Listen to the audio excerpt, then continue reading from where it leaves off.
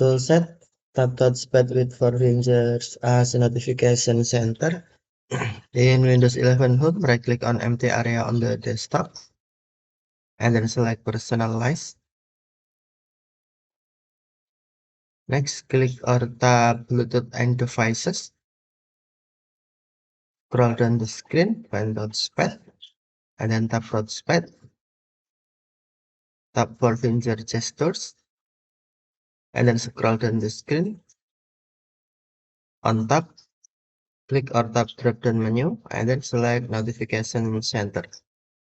Now, when you tap Touchpad with four finger, Notification Center will be open. Okay.